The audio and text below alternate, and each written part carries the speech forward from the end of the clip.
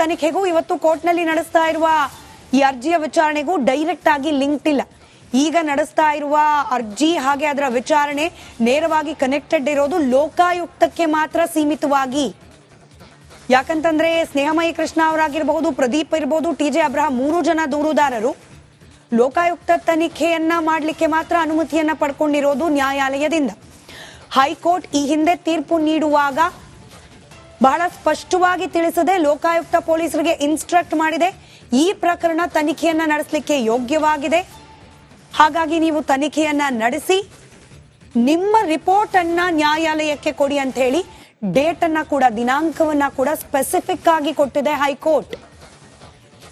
High court ಕೊಟ್ಟ ಈ ತೀರ್ಪು ಅಂದ್ರೆ ಲೋಕಾಯುಕ್ತಕ್ಕೆ ತನಿಖೆಯನ್ನ ನಡೆಸಲಿಕ್ಕೆ ಆದೇಶವನ್ನ ನೀಡಿದ ತೀರ್ಪು, ಅದನ್ನ ಪ್ರಶ್ನಿಸಿ ಇದೀಗ ಮೇಲ್ಮನವಿಯನ್ನ ಸಲ್ಲಿಸಿದ್ದಾರೆ ಮುಖ್ಯಮಂತ್ರಿಗಳು. ಅದರ ವಿಚಾರಣೆ ನಡೀತಾ ಇದೆ.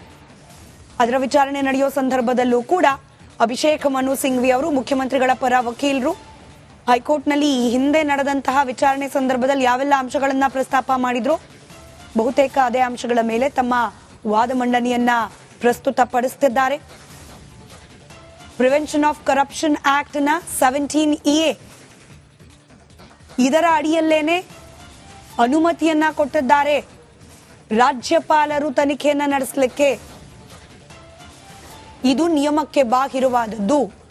17A ಅಲ್ಲಿ ಅನುಮತಿಯನ್ನ ಕೇಳಬೇಕಾಗಿರೋದು ತನಿಖಾ ಸಂಸ್ಥೆ, ಪೊಲೀಸ್, ಪ್ರೈವೇಟ್ ದೂರುದಾರರಿಗೂ ಅವಕಾಶ ಇರೋದಿಲ್ಲ, ರಾಜ್ಯಪಾಲರಿಗೂ ಅವಕಾಶ ಇರೋದಿಲ್ಲ ಅನ್ನೋ ವಾದವನ್ನ ಮಂಡಿಸ್ತಾ ಇದ್ದಾರೆ ಅಭಿಷೇಕ್ ಮನು ಸಿಂಘ್ವಿ. ರಾಜ್ಯಪಾಲರು ಚುನಾಯಿತ ಪ್ರತಿನಿಧಿ ಅಲ್ಲ, ಇದೊಂದು ಸಾಂವಿಧಾನಿಕ ಪ್ರಶ್ನೆ ಅಂತ ಹೇಳಿ ಕಪಿಲ್ ಸಿಬಲ್ ಅವರು ಪ್ರಸ್ತಾಪ ಮಾಡಿರೋದು. ರಾಜ್ಯಪಾಲರ ಪವರ್ಸ್ ಬಗ್ಗೆ ಕೂಡ, ಮುಖ್ಯಮಂತ್ರಿಗಳ ವಿರುದ್ಧವಾಗಿ ತನಿಖೆಗೆ ಆದೇಶವನ್ನ ನೀಡುವ ಅಧಿಕಾರದ ಬಗ್ಗೆ ಕೂಡ ಇದೀಗ ಪ್ರಶ್ನೆಗಳು ನ್ಯಾಯಾಲಯದಲ್ಲಿ ಎದ್ದಿದೆ. ಅನುಮತಿ ನೀಡುವ ಅಧಿಕಾರವನ್ನ ರಾಜ್ಯಪಾಲರು ಹೊಂದಿದ್ದಾರಾ ಇಲ್ಲವಾ ಅನ್ನೋದರ ಬಗ್ಗೆ. ಚುನಾಯಿತ ಪ್ರತಿನಿಧಿ ಅಲ್ಲ ಅವರು, ರಾಜ್ಯಪಾಲರು. ಹೀಗಾಗಿ ಅವರಿಗೆ ಅನುಮತಿಯನ್ನ ನೀಡಲಿಕ್ಕೆ ಅವಕಾಶ ಇದೆಯಾ ಅನ್ನೋ ವಿಚಾರಕ್ಕೆ ಸಂಬಂಧಪಟ್ಟಂತೆ ಕಪಿಲ್ ಸಿಬಲ್ ಅವರ ಹೇಳಿಕೆ, ಇದೊಂದು ಸಾಂವಿಧಾನಿಕ ಪ್ರಶ್ನೆ. ಸಾಂವಿಧಾನಿಕ ಪ್ರಶ್ನೆ ಅಂತ ಬಂದಾಗ ಸಾಮಾನ್ಯವಾಗಿ ಕಾನ್ಸ್ಟಿಟ್ಯೂಷನಲ್ ಬೆಂಚ್ ನಲ್ಲೇ ಇದರ ಹಿಯರಿಂಗ್ಗಳಾಗತ್ತೆ. ಅದಕ್ಕೇನಾದ್ರೂ ಪರೋಕ್ಷವಾಗಿ ಪೀಠಿಕೆಯನ್ನ ಇಡ್ತಾ ಇದ್ದಾರಾ, ಸರ್ಕಾರದ ಪರವಾಗಿ ವಾದವನ್ನ ಮಂಡಿಸ್ತಾ ಇರುವ ಕಪಿಲ್ ಸಿಬಲ್ ಅವರು ಗೊತ್ತಿಲ್ಲ. ಸಂಪುಟ ಸಲಹೆಯನ್ನ ತಿರಸ್ಕರಿಸಲಾಗಿದೆ ಅಂತ ಹೇಳಿ ಸಿಂಘ್ವಿ ಅವರು ಹೇಳಿದ್ದಾರೆ. ಅದಕ್ಕೆ ಕೌಂಟರ್ ಆರ್ಗ್ಯುಮೆಂಟ್ ಕೂಡ ಆಗೋದು ಬಾಕಿ ಇದೆ.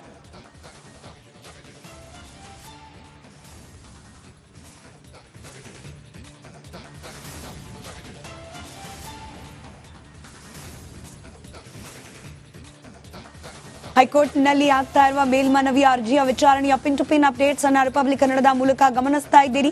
ಇನ್ಫ್ಯಾಕ್ಟ್ ರಿಪಬ್ಲಿಕ್ ಕನ್ನಡದ ವೀಕ್ಷಕರಿಗೆ ಗೊತ್ತಿದೆ, ಮೂಡಾ ವಿಚಾರಕ್ಕೆ ಸಂಬಂಧಪಟ್ಟಂತೆ ಡೇ 1 ಮೊಟ್ಟ ಮೊದಲಿಗರಾಗಿ ಧ್ವನಿ ಎತ್ತದ್ದು ರಿಪಬ್ಲಿಕ್ ಕನ್ನಡ.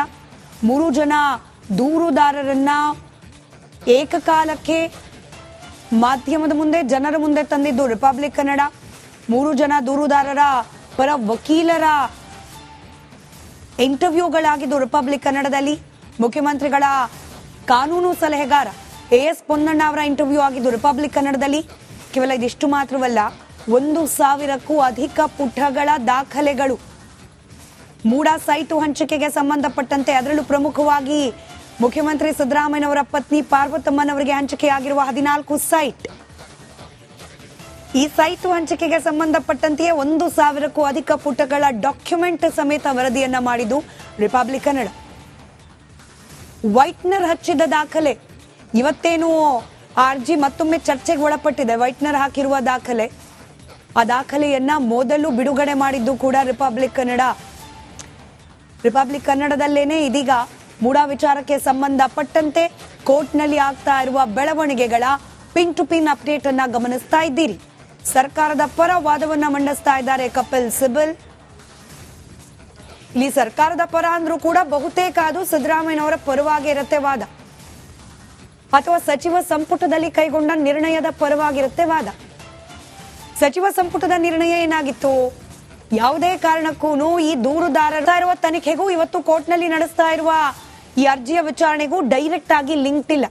ಈಗ ನಡೆಸ್ತಾ ಇರುವ ಅರ್ಜಿ ಹಾಗೆ ಅದರ ವಿಚಾರಣೆ ನೇರವಾಗಿ ಕನೆಕ್ಟೆಡ್ ಇರೋದು ಲೋಕಾಯುಕ್ತಕ್ಕೆ ಮಾತ್ರ ಸೀಮಿತವಾಗಿ.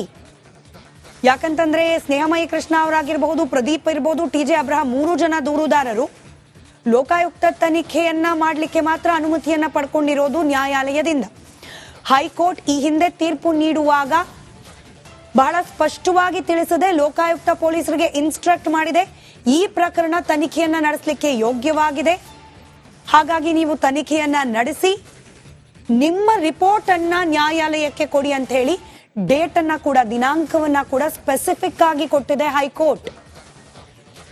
ಹೈಕೋರ್ಟ್ ಕೊಟ್ಟ ಈ ತೀರ್ಪು ಅಂದ್ರೆ ಲೋಕಾಯುಕ್ತಕ್ಕೆ ತನಿಖೆಯನ್ನ ನಡೆಸಲಿಕ್ಕೆ ಆದೇಶವನ್ನ ನೀಡಿದ ತೀರ್ಪು, ಅದನ್ನ ಪ್ರಶ್ನಿಸಿ ಇದೀಗ ಮೇಲ್ಮನವಿಯನ್ನ ಸಲ್ಲಿಸಿದ್ದಾರೆ ಮುಖ್ಯಮಂತ್ರಿಗಳು. ಅದರ ವಿಚಾರಣೆ ನಡೀತಾ ಇದೆ. ಅದರ ವಿಚಾರಣೆ ನಡೆಯೋ ಸಂದರ್ಭದಲ್ಲೂ ಕೂಡ ಅಭಿಷೇಕ್ ಮನು ಸಿಂಘ್ವಿ ಅವರು ಮುಖ್ಯಮಂತ್ರಿಗಳ ಪರ ವಕೀಲರು ಹೈಕೋರ್ಟ್ನಲ್ಲಿ ಈ ಹಿಂದೆ ನಡೆದಂತಹ ವಿಚಾರಣೆ ಸಂದರ್ಭದಲ್ಲಿ ಯಾವೆಲ್ಲ ಅಂಶಗಳನ್ನ ಪ್ರಸ್ತಾಪ ಮಾಡಿದ್ರು, ಬಹುತೇಕ ಅದೇ ಅಂಶಗಳ ಮೇಲೆ ತಮ್ಮ ವಾದ ಮಂಡನೆಯನ್ನ ಪ್ರಸ್ತುತಪಡಿಸುತ್ತಿದ್ದಾರೆ. ಪ್ರಿವೆನ್ಷನ್ ಆಫ್ ಕರಪ್ಷನ್ ಆಕ್ಟ್ ನ 17(a) ಇದರ ಅಡಿಯಲ್ಲೇನೆ ಅನುಮತಿಯನ್ನ ಕೊಟ್ಟಿದ್ದಾರೆ ರಾಜ್ಯಪಾಲರು ತನಿಖೆಯನ್ನ ನಡೆಸಲಿಕ್ಕೆ. ಇದು ನಿಯಮಕ್ಕೆ ಬಾಹಿರವಾದದ್ದು.